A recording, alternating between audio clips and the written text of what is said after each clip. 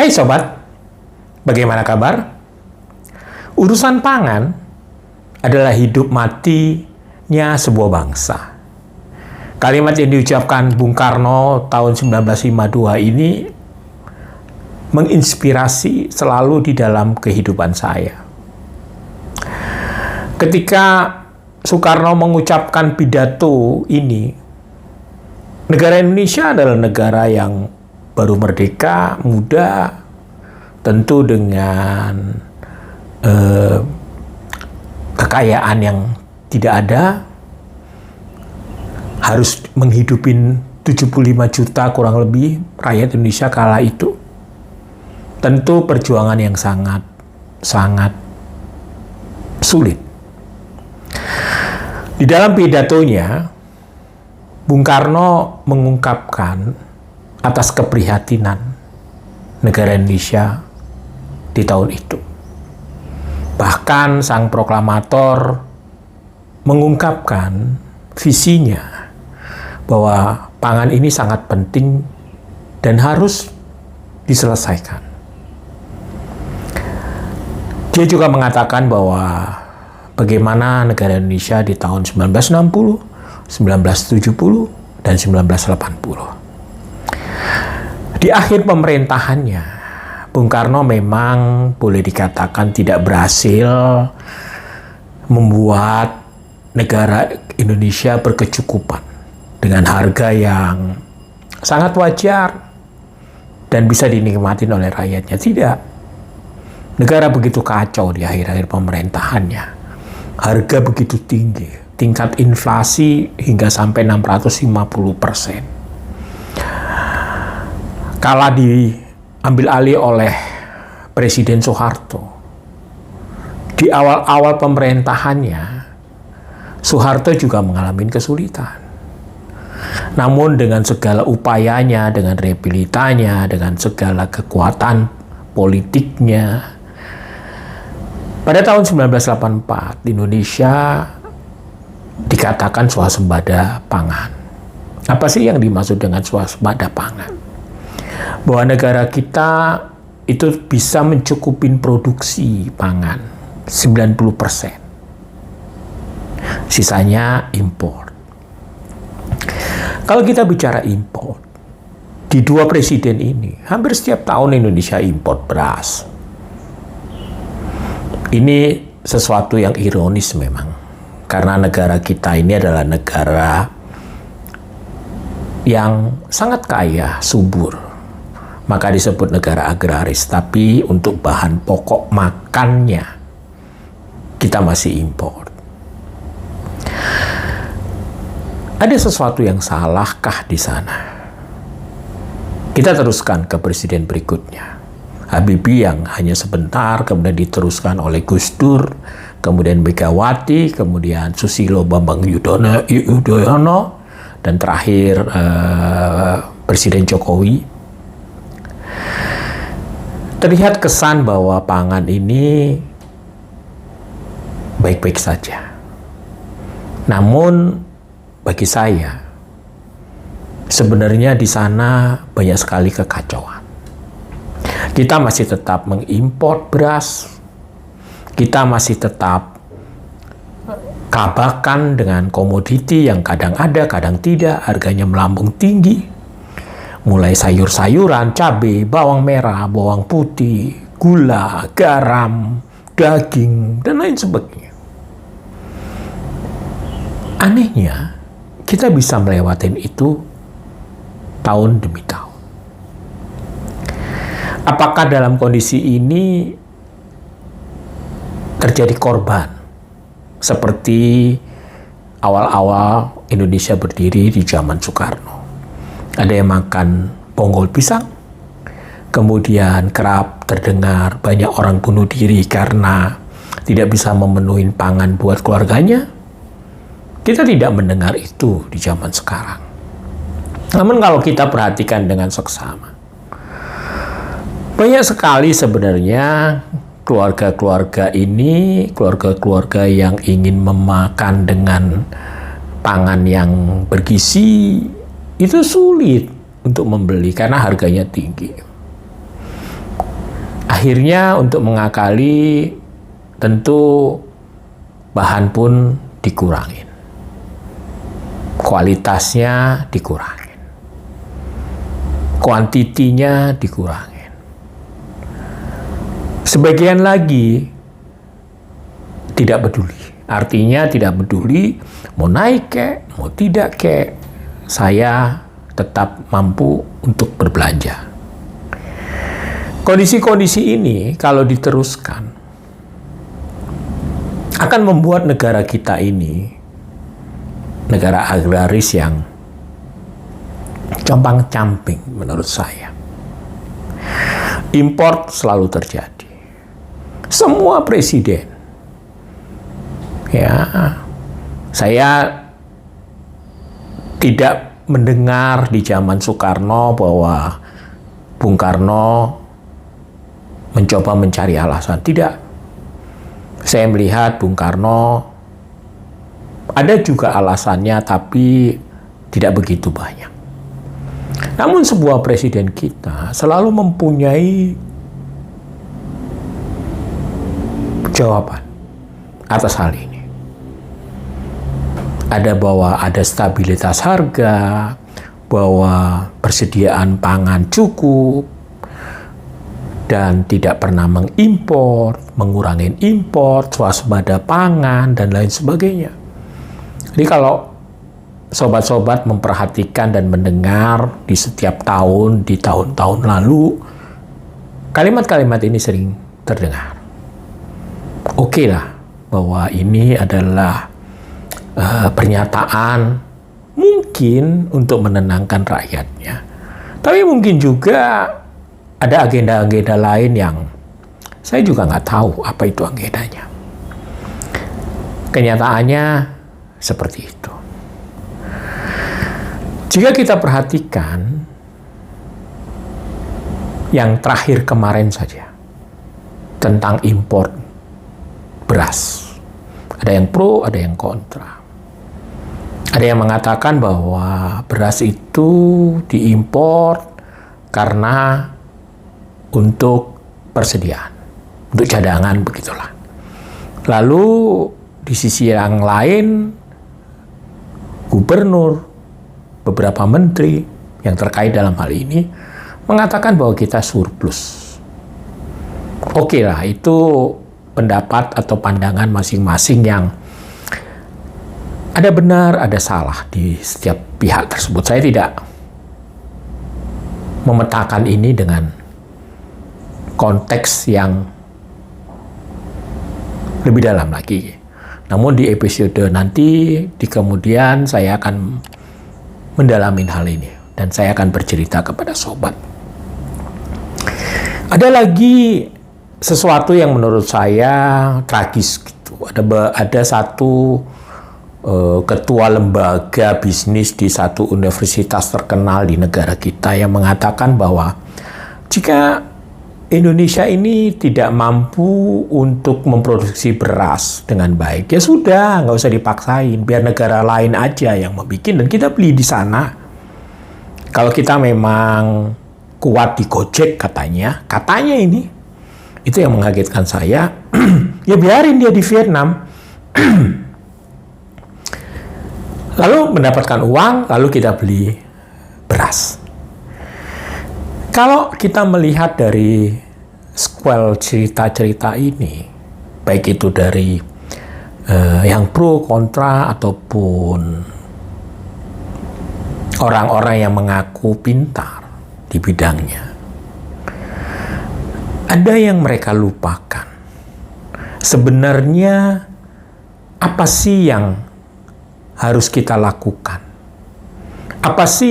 Strategi apa sih yang harus kita jalankan agar kondisi-kondisi ini tidak terjadi? Bisa dibayangkan, negara kita ini dari zaman Bung Karno selalu mengimpor beras itu kalau nggak dari Thailand, dari Vietnam, dari Burma, ataupun mungkin India atau Pakistan. Dan mungkin banyak sekali negara-negara lain yang tidak begitu besar, tetapi mereka adalah negara-negara yang diimpor oleh Indonesia. Katakanlah bodoh-bodohan mereka ingin lebih memfokuskan negaranya. Jadi mereka tidak menjual berasnya kepada Indonesia. Karena Indonesia dari dulu adalah negara pengimpor salah satu terbesar di dunia ini. Apa yang terjadi? Kebutuhan nasional mungkin kalau berdasarkan data tidak cukup. Mungkin karena secara pribadi tidak ada data secara pribadi saya ini, tidak ada data yang memang benar-benar data itu bisa diandalkan. Menurut saya. Karena data yang saya baca antara satu lembaga, antara satu kementerian itu berbeda-beda. Jadi harus pegang yang mana ini untuk kita mengevaluasi atau menganalisanya. Jadi bagi saya ambil di jalan tengahnya. Sehingga ini bicaranya akhirnya jadi lebih kurang.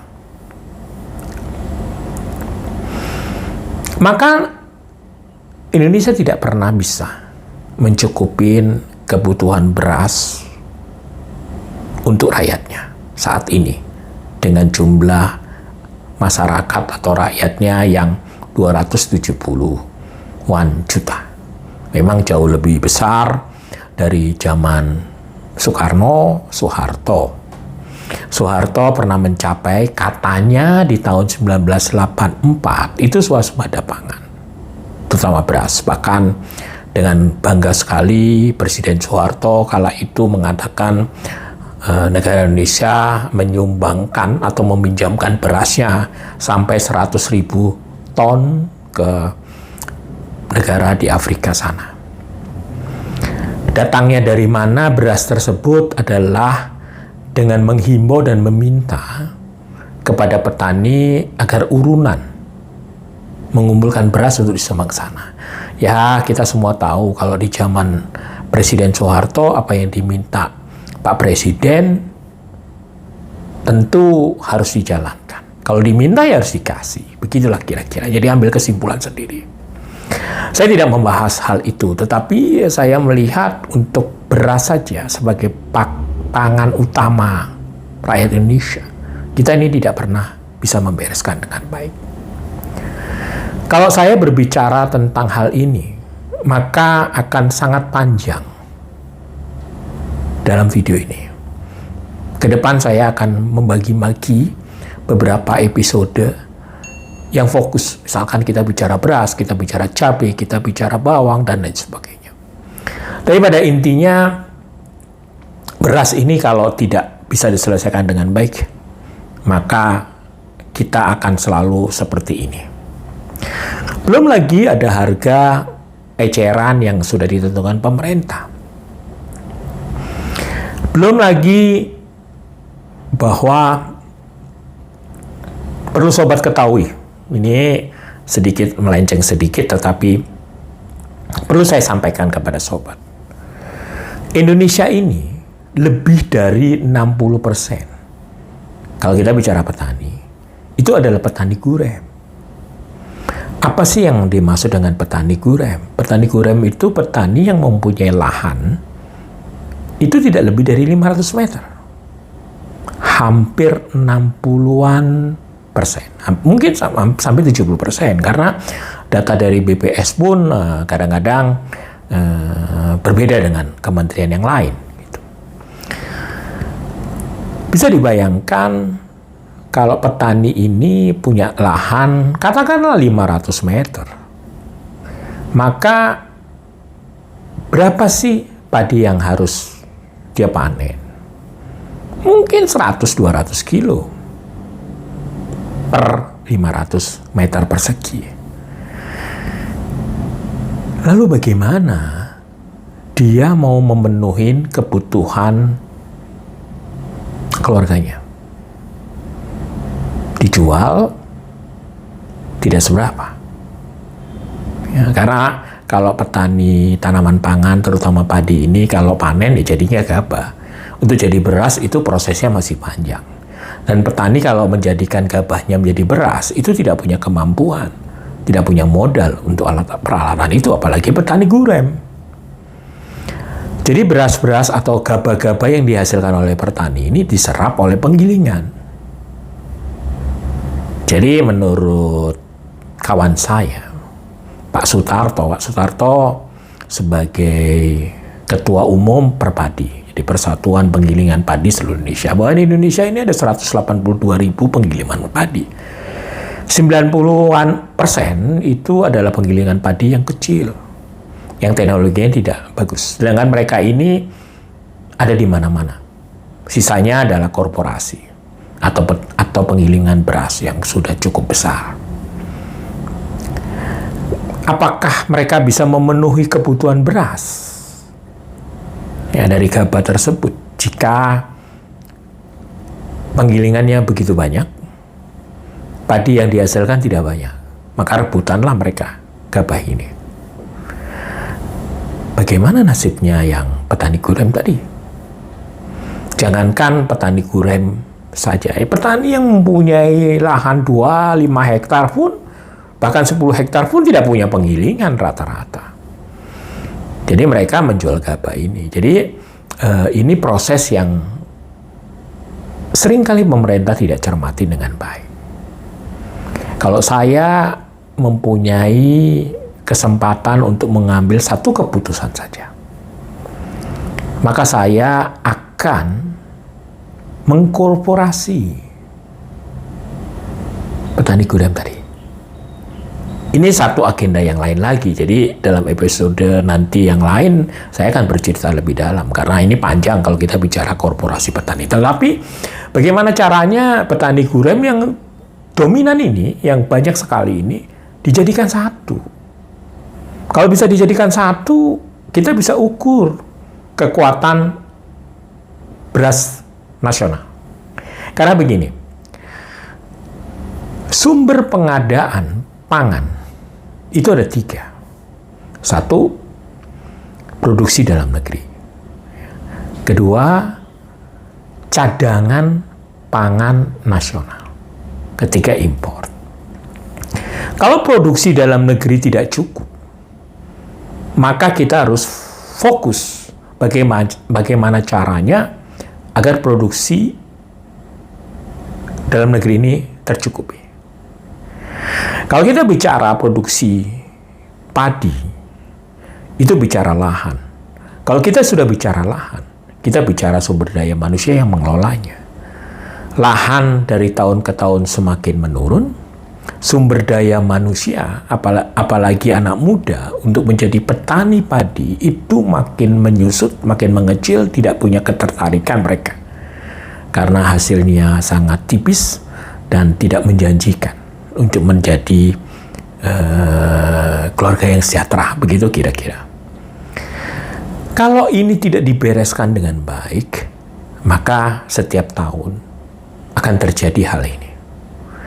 Yang satu mengatakan bahwa kita surplus, yang satu mengatakan kita kekurangan, yang satu lagi mengatakan sebagai cadangan. Jadi masuk ke poin kedua. Ya.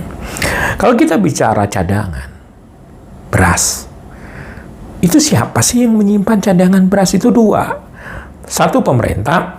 2 adalah rumah tangga.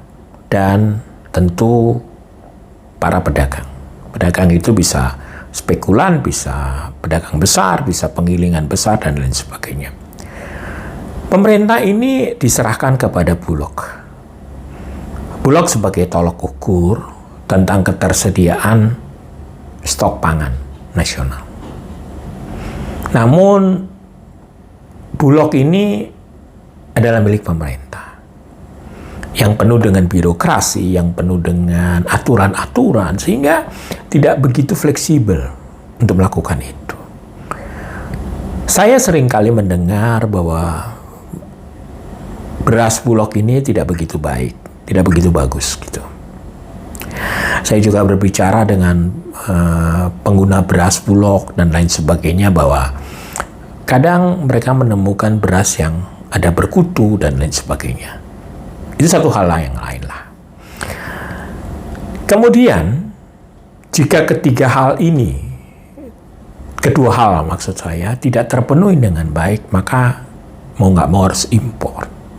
Ini kita bicara beras. Impor itu harus dilakukan karena kita kekurangan. Kalau kita sudah impor, maka tentu kita mengeluarkan biaya yang cukup besar. Sehingga pundi-pundi dividen kita hilang, menguap ke negara yang lain. Padahal itu bisa dilakukan, bisa dimanfaatkan untuk pembangunan ekonomi yang lainnya.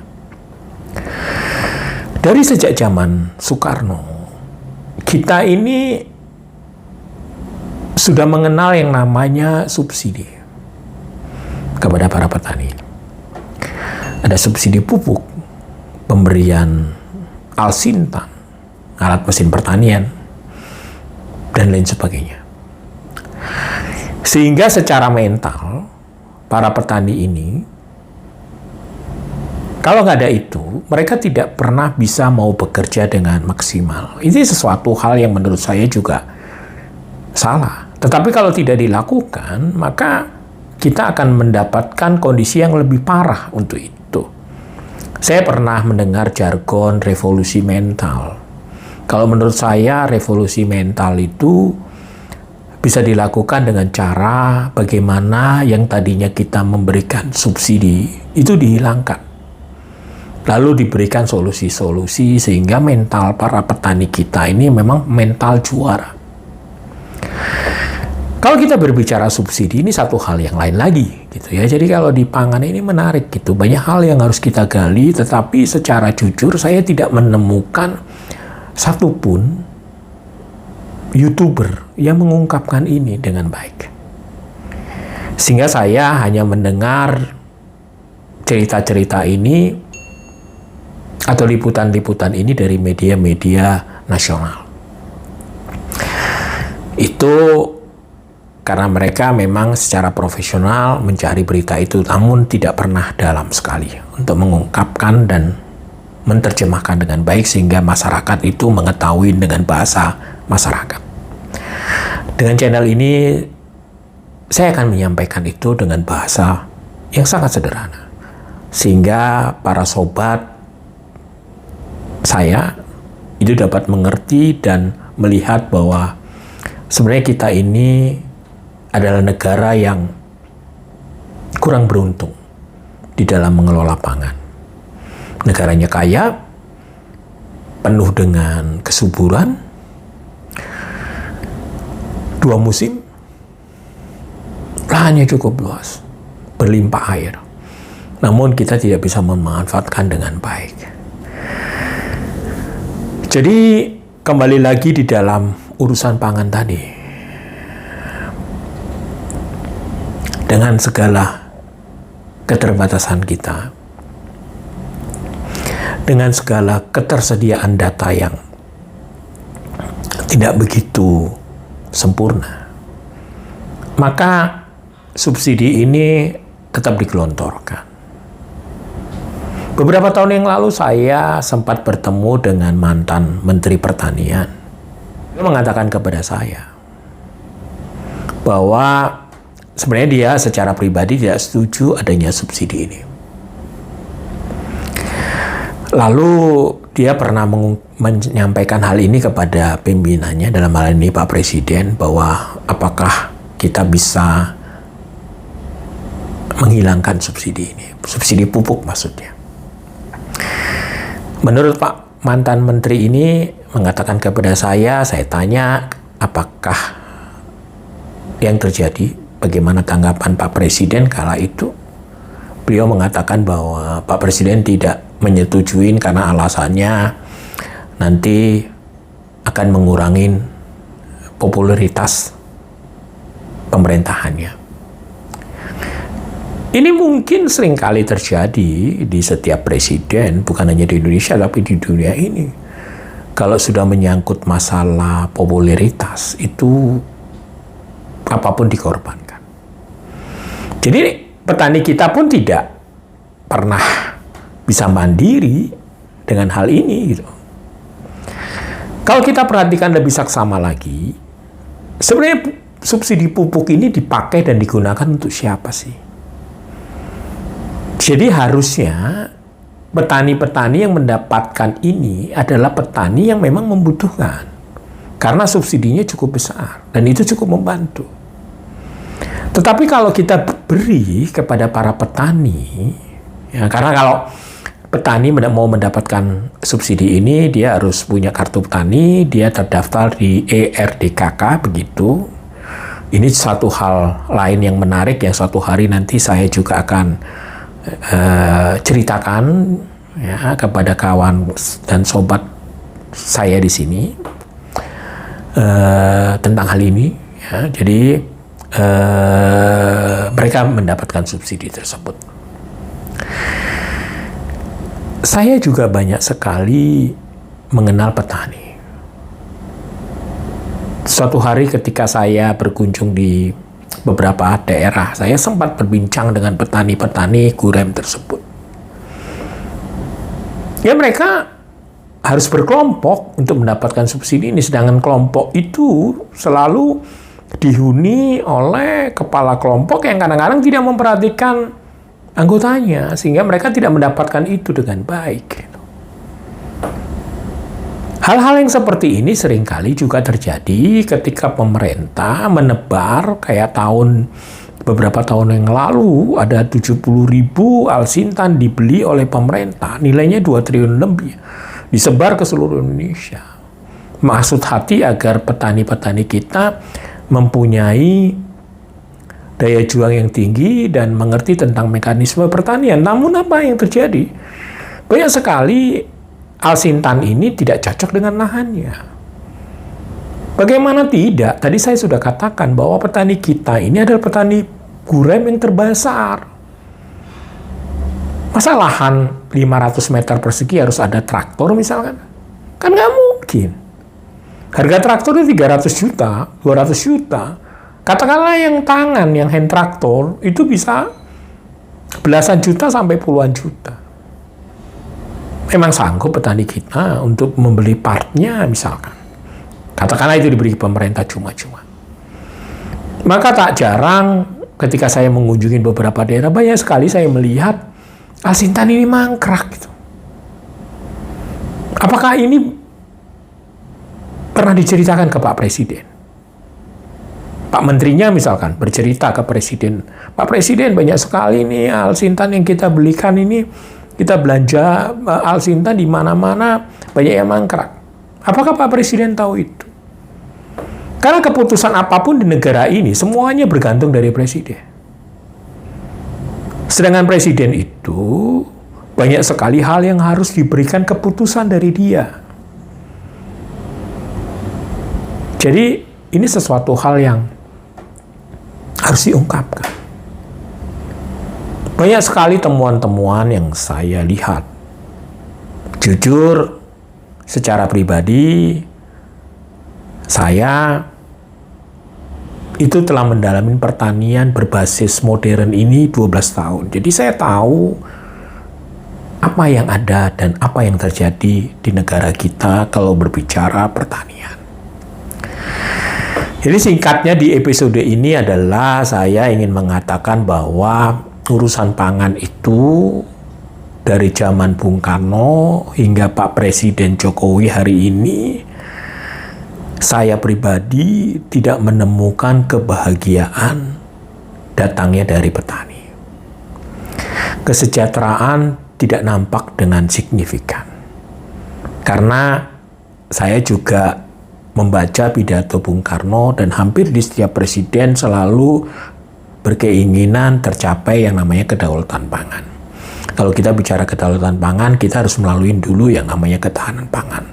Intinya, kalau kita ingin mencapai di sana, ujung daripada misi itu adalah bahwa pemain utama pangan ini, petani dan nelayan, harus dijaga dan hidup sejahtera.